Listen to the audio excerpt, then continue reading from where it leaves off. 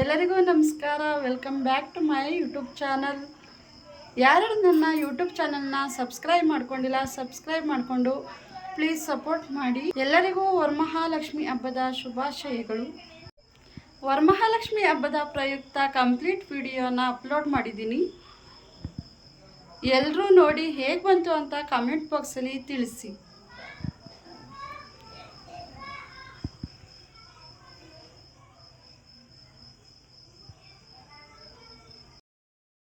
ಈ ವಿಡಿಯೋ ಬಂದು ಗುರುವಾರ ಮತ್ತು ಶುಕ್ರವಾರದ ವಿಡಿಯೋ ಆಗಿರುತ್ತೆ.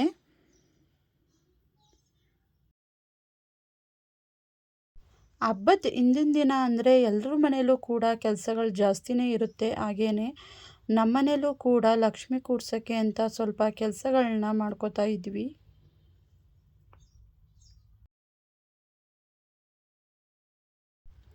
ನಾವು ಗುರುವಾರ ಮಧ್ಯಾಹ್ನದಿಂದಲೇ ಮನೆಯೆಲ್ಲ ಕ್ಲೀನ್ ಮಾಡೋಕ್ಕೆ ಶುರು ಮಾಡಿದ್ವಿ. ಮಧ್ಯಾಹ್ನದಿಂದಲೇ ಕೆಲಸ ಸ್ಟಾರ್ಟ್ ಮಾಡಿದರೂ ಕೂಡ ನೈಟು 1 ಗಂಟೆ 2 ಗಂಟೆ ಆದರೂ ಕೆಲಸ ಮುಗಿತಾನೇ ಇರಲಿಲ್ಲ. ಮಧ್ಯಾಹ್ನ ಫುಲ್ ಮನೆಯೆಲ್ಲ ಕ್ಲೀನ್ ಮಾಡಿಕೊಂಡು ಹಾಗೆಯೇ ಸ್ವಲ್ಪ ಮಾರ್ಕೆಟಿಂದ ಹೂಗಳನ್ನ ತಗೊಬಂದಿದ್ವಿ. ಅದನ್ನು ಕೂಡ ಕಟ್ಕೊಳ್ಳೋಣ ಅಂತ ಕಟ್ತಾ ಇದ್ದೀವಿ. ದೇವ್ರಿಗೆ ಹಾರ ತಗೊಬಂದಿರಲಿಲ್ಲ. ಒಂದು ಹಾರದ ಬೆಲೆನೇ 400-500 ಹೇಳ್ತಾ ಇದ್ರು.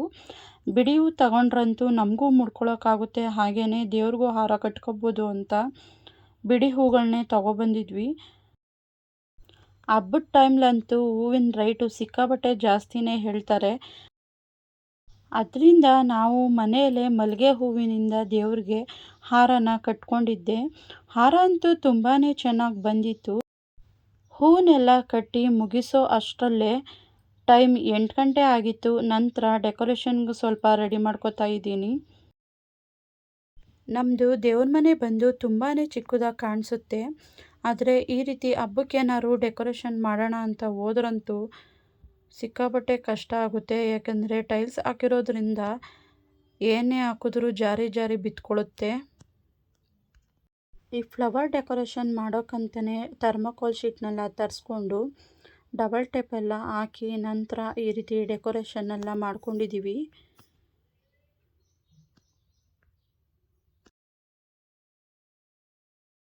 ನನಗಂತೂ ಈ ಹಬ್ಬಗಳು ಬಂದ್ರೇ ಸಾಕು, ತುಂಬ ಖುಷಿಯಾಗುತ್ತೆ.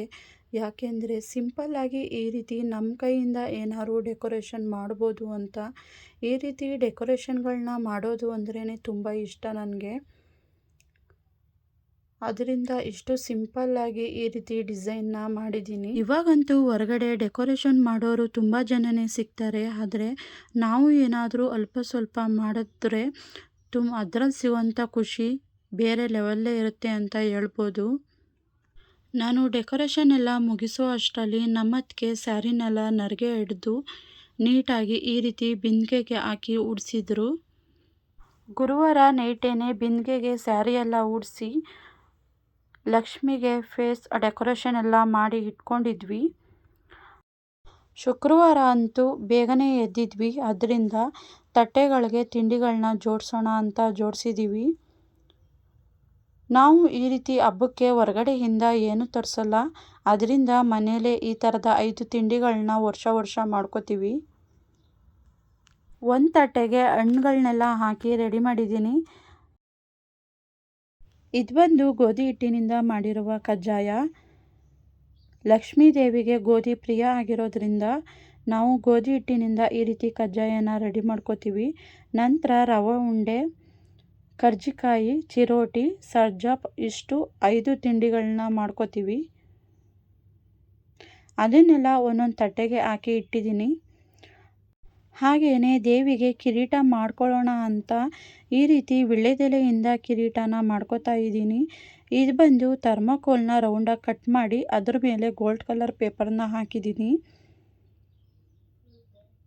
ಈ ರೀತಿ ಗುಂಪಿನಿಂದ ವೀಳ್ಯದೆಲೆ ಹಾಕಿ ಅದ್ರ ಜೊತೆ ಸೇವಂತಿಗೆ ಹೂವು ಮತ್ತು ಬಟನ್ ಗುಲಾಬಿನ ಹಾಕಿ ಈ ರೀತಿ ಗುಂಪಿನಿಂದ ಹಾಕ್ತಾ ಇದ್ದೀನಿ. ಇದಂತೂ ತುಂಬಾ ಚೆನ್ನಾಗಿ ಬಂದಿತ್ತು. ಹಾಗೆ ಲಕ್ಷ್ಮಿಗೆ ಮಾತ್ರ ತುಂಬಾ ಚೆನ್ನಾಗಿ ಕಾಣಿಸ್ತಾನೆ ಇತ್ತು.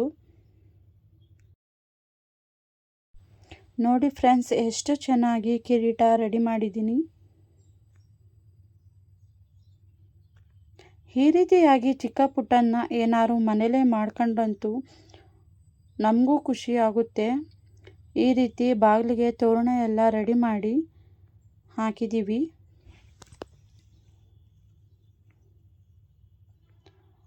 ನಂತರ ಟೈಮು 8 ಗಂಟೆ ಆಯಿತು. 8 ಗಂಟೆಗೆ ಪೂಜೆ ಸ್ಟಾರ್ಟ್ ಮಾಡಿದ್ದೀವಿ. ನಮ್ಮ ಮನೇಲಿ ಯಾವಾಗಲೂ ಅಮ್ಮನೇ ಫಸ್ಟ್ ಪೂಜೆ ಮಾಡೋದು.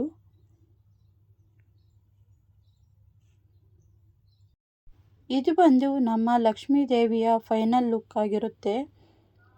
ನನ್ನ ಮಗನಿಗಂತೂ ದೇವ್ರಿಗೆ ಕೈ ಮುಗಿಯೋದು ಹಾಗೆ ಪೂಜೆ ಮಾಡೋದು ಅಂದರೆ ತುಂಬ ಇಷ್ಟ. ಅವನು ಕೂಡ ಪೂಜೆ ಮಾಡ್ತೀನಿ ಅಂತ ಗಂಧದ ಕಡ್ಡಿ ಹಿಡ್ಕೊಂಡು ಓಡಾಡ್ತಾ ನಿಂತಿದ್ದಾನೆ. ನೋಡಿ ಫ್ರೆಂಡ್ಸ್, ಯಾವ ರೀತಿ ಹೊಸ್ಲಿಗೆಲ್ಲ ಪೂಜೆ ಮಾಡ್ತವನೆ ಅಂತ. ಪೂಜೆ ಮಾಡ್ತೀವಿ ಅಂದರೆ ಸಾಕು ಓಡೋಡಿ ಬರ್ತಾನೆ ನಾನು ಮಾಡ್ತೀನಿ ಅಂತ. ಅವನಿಗಂತೂ ಪೂಜೆ ಮಾಡೋದು ಅಂದ್ರೇ ತುಂಬ ಇಂಟ್ರೆಸ್ಟ್ ಇದೆ. ನೋಡಿ ಫ್ರೆಂಡ್ಸ್, ನಮ್ಮನೆ ಲಕ್ಷ್ಮಿ ಯಾವ ರೀತಿ ಇದೆ ಅಂತ.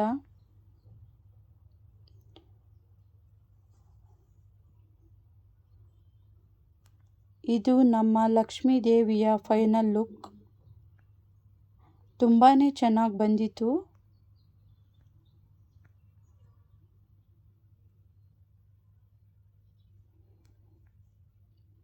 ನಾವು ಪ್ರತಿ ಸಲನೂ ಈ ರೀತಿ ದೇವ್ರ ಮನೆ ಒಳಗಡೆನೆ ಕೂಡಿಸೋದು.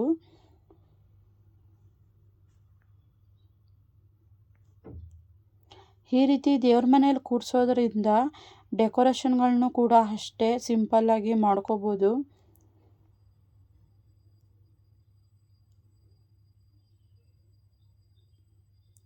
ನೆಕ್ಸ್ಟು ಅಮ್ಮಂದೆಲ್ಲ ಪೂಜೆ ಆದಮೇಲೆ ನಾನು ಮತ್ತು ನಮ್ಮ ಅತ್ತಿಗೆ ಮಾಡ್ತೀವಿ.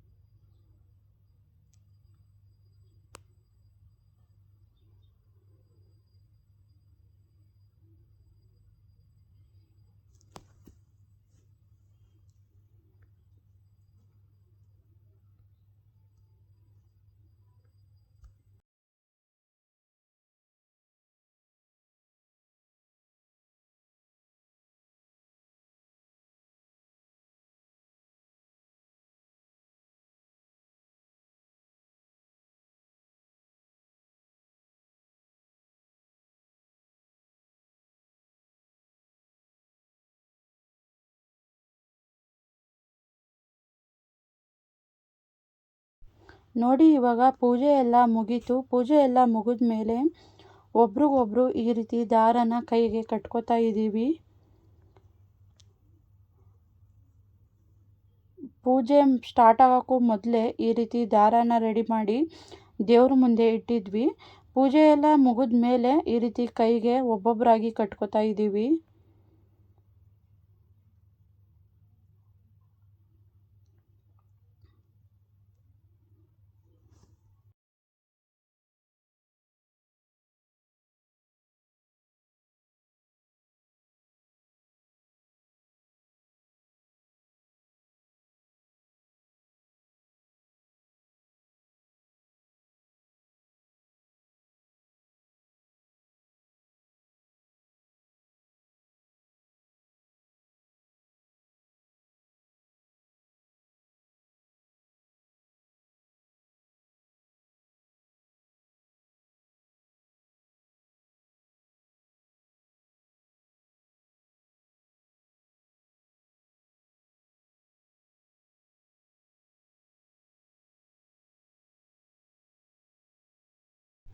ನಾನು ಕೂಡ ದಾರನ ಕಟ್ಟಿಸ್ಕೊಂಡು ದೇವ್ರಿಗೆ ಅಡ್ಡಬಿದ್ದು ಕೈಯನ್ನು ಮುಗಿತಾ ಇದ್ದೀನಿ. ಎಲ್ಲನೂ ರೆಡಿ ಮಾಡಿ ಮುಗಿಸೋ ಅಷ್ಟರಲ್ಲಂತೂ ತುಂಬಾ ಸಾಕಾಗುತ್ತೆ. ಎಷ್ಟು ಬೇಗ ಮಾಡಿದ್ರೆ ಸಾಕಪ್ಪ ಅನಿಸುತ್ತೆ. ಆದರೆ ಮಾಡಿ ಈ ರೀತಿಯಾಗಿ ನೆಮ್ಮದಿಯಾಗಿ ಕೈ ಮುಗಿದ್ರೆ ಮನಸ್ಸಿಗೆ ಏನೋ ಒಂದು ರೀತಿ ಖುಷಿ, ನೆಮ್ಮದಿ ಸಿಗುತ್ತೆ ಅಂತಲೇ ಹೇಳ್ಬೋದು. ನೋಡಿ, ಇವಾಗ ಕಂಪ್ಲೀಟ್ ಪೂಜೆ ಎಲ್ಲ ಮುಗಿದಿದೆ. ಈ ರೀತಿ ದೇವಿಗೆ ಅಲಂಕಾರ ಎಲ್ಲ ಮಾಡಿ ಈ ರೀತಿ ಇಷ್ಟು ತಟ್ಟೆಗಳನ್ನ ಜೋಡಿಸಿದ್ದೀವಿ.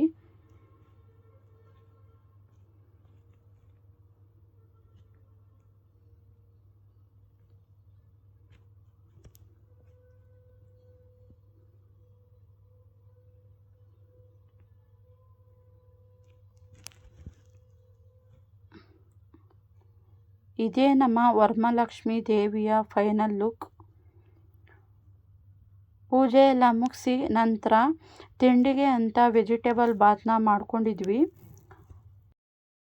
ತಿಂಡಿ ಎಲ್ಲ ಮಾಡಿಕೊಂಡು ಹಾಗೆಯೇ ಸ್ವಲ್ಪ ರೆಸ್ಟ್ ಕೂಡ ಮಾಡಿ ಮುಗಿಸಿ ನಂತರ ತಟ್ಟೆಗೆ ವೀಳ್ಯದೆಲೆ ಎಲ್ಲನೂ ಜೋಡಿಸ್ತಾ ಇದ್ದೀನಿ. ನಾವು ಈ ಕಡೆ ಎಲ್ಲ ಸಾಯಂಕಾಲ ಮಾತ್ರ ಅರಿಶಿನ ಕುಂಕುಮಕ್ಕೆ ಕರೆಯೋದು, ಬೆಳಗ್ಗೆ ಮಾತ್ರ ಪೂಜೆ ಮಾಡ್ಕೊಂಡಿರ್ತೀವಿ. ಸಾಯಂಕಾಲ ಒಂದು 5 ಗಂಟೆಗೆ ಹೋಗಿ ಎಲ್ಲರ ಮನೆಗೂ ಅರಿಶಿನ ಕುಂಕುಮ ತಗೊಳಕ್ಕೆ ಕರೆದ್ಬಿಟ್ಟು ಬರ್ತೀವಿ. ಅದಕ್ಕೆ ರೆಡಿ ಮಾಡಿಟ್ರೆ ಬಂದವ್ರು ಕೊಡೋಕ್ಕೆ ಈಸಿ ಆಗುತ್ತೆ ಅಂತ ಫ್ರೀಯಾಗಿದ್ದಾಗ ಈ ರೀತಿ ತಟ್ಟೆಗಳನ್ನೆಲ್ಲ ಜೋಡಿಸಿ ರೆಡಿ ಮಾಡ್ಕೋತೀವಿ. ನಾನು ತಟ್ಟೆ ಎಲ್ಲ ರೆಡಿ ಮಾಡ್ಕೊಳ್ಳೋದ್ರಲ್ಲಿ ಬ್ಯುಸಿಯಾಗಿದ್ದೆ. ಅದರಿಂದ ನಮ್ಮತ್ಗೆನೆ ಮಧ್ಯಾಹ್ನ ಊಟಕ್ಕೆ ಅಂತ ಎಲ್ಲ ಐಟಮ್ನ ರೆಡಿ ಮಾಡಿದರು.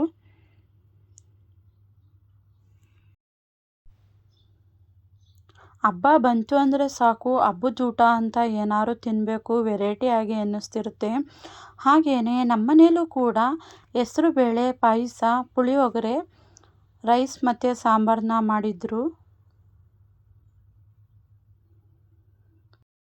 ನಾವು ಕೂಡ ಊಟ ಮಾಡಿ ಮುಗಿಸೋ ಅಷ್ಟರಲ್ಲಿ 3 ಗಂಟೆ ಆಗಿತ್ತು. ಊಟ ಎಲ್ಲ ಆದಮೇಲೆ ಪುನಃ ಫ್ರೆಶ್ ಅಪ್ ಆಗಿ ಎಲ್ಲ ರೆಡಿಯಾಗಿದ್ದೀವಿ. ನಂತರ ಜಾಸ್ತಿ ಜನ ಬರ್ತಾರಲ್ಲ ಅರಿಶಿನ ಕುಂಕುಮಕ್ಕೆ ಅಂತ ಒಟ್ಟಿಗೆ ಈ ರೀತಿಯಾಗಿ ಜೋಡಿಸಿ ಇಟ್ಬಿಟ್ರೆ ಬಂದಾಗ ಜೋಡ್ಸೋದು ತಪ್ಪುತ್ತೆ ಅಂತ ಎಲ್ಲ ತಟ್ಟೆಗೂ ಹಾಕಿ ಈ ರೀತಿ ಜೋಡಿಸ್ಕೊತಾ ಇದ್ದೀವಿ. ನನಗಂತೂ ಈ ವರಮಹಾಲಕ್ಷ್ಮಿ ಹಬ್ಬ ಅಂದ್ರೇ ತುಂಬ ಖುಷಿ, ಹಾಗೇ ಇಷ್ಟ ಆಗುತ್ತೆ.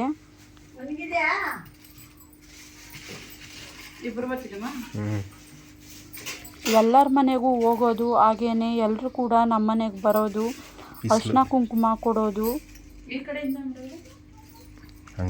ಅದೇನೋ ಒಂದು ರೀತಿ ಮನಸ್ಸಿಗೆ ತೃಪ್ತಿ ಹಾಗೇನೆ ಸಂತೋಷ ಕೂಡ ಆಗುತ್ತೆ.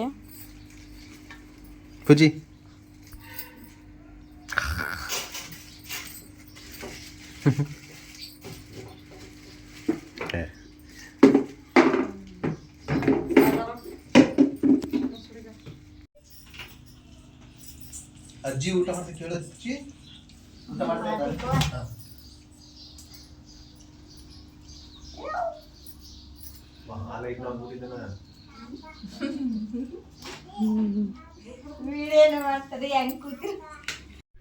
ಈ ಸ್ಯಾರಿ ಬಂದು ನಾನು ಇನ್ಸ್ಟಾಗ್ರಾಮ್ ಪೇಜಲ್ಲಿ ಶ್ರೀ ಹರಿಕೃಷ್ಣ ಕಲೆಕ್ಷನಲ್ಲಿ ಪರ್ಚೇಸ್ ಮಾಡಿದ್ದು.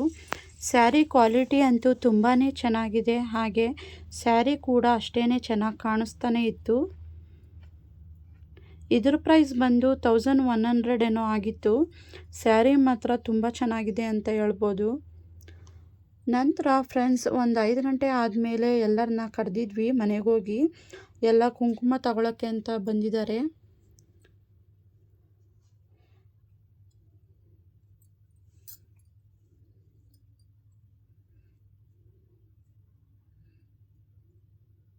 ಈ ರೀತಿ ಬಂದು ತಗೊಳ್ಳೋದು ಹೋಗೋದು, ನಾವು ಕೂಡ ಬೇರೆ ಮನೆಗೆ ಹೋಗಿ ತಗೊಬರೋದು, ಅದೆಲ್ಲ ಎಷ್ಟು ಖುಷಿಯಾಗುತ್ತೆ ಅಂದರೆ ಎಲ್ಲ ಒಟ್ಟೊಟ್ಟಿಗೆ ಜೊತೇಲಿ ಮಾತಾಡ್ಕೊಂಡು ಹೋಗೋದು, ಖುಷಿಯಾಗಿರೋದು ಎಲ್ಲ ನೋಡಿದ್ರೇ ತುಂಬ ಖುಷಿಯಾಗುತ್ತೆ.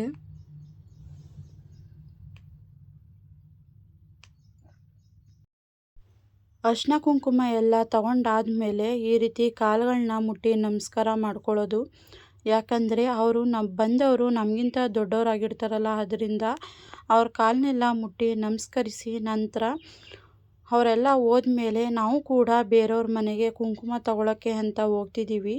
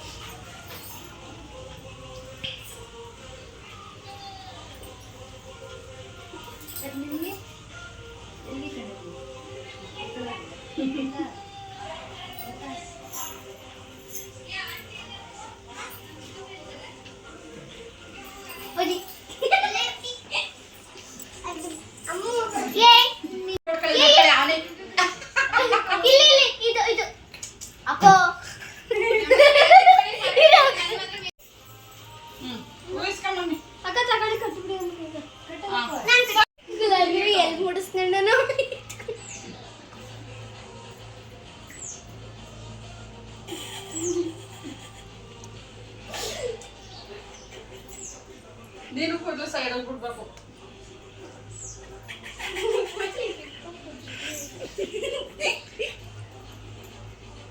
ಏ ಅದ್ರ ಮೇಲೆ ಕಟ್ಟು, ಹೂ ಮೇಲೆ ಕಟ್ಬೇಕು ತಾನೆ.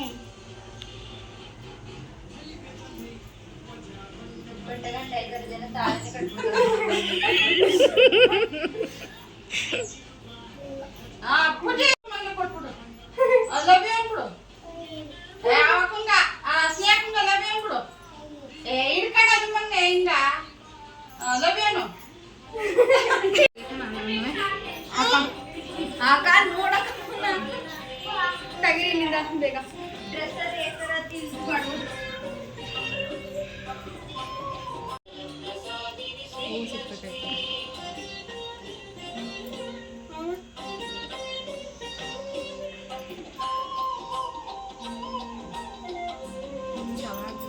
ಬೆಳಿಗ್ಗೆ ಸೀರೆ ತಂದಿದ್ದೆ, ಪೂಜೆ ಮಾಡ್ಬಿಟ್ಟು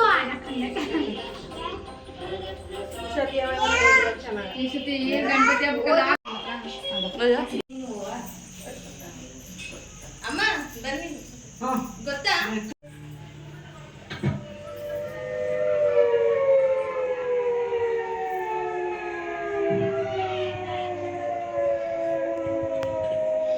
ನಾವು 900 ರೂಪಾಯಿದ್ಕ ಅದೊಂದು ಇದೊಂದು ತಕೊಂಡೆ ಅಷ್ಟೇ, ಇನ್ನೇನು ತಕೊಂಡಿಲ್ಲ. ಆರಾವತ್ತೆ ತಗೊಂಡಿದ್ದು. ಇಲ್ಲ ನಾವು ಕಟ್ಟಿದ ಮಲ್ಗು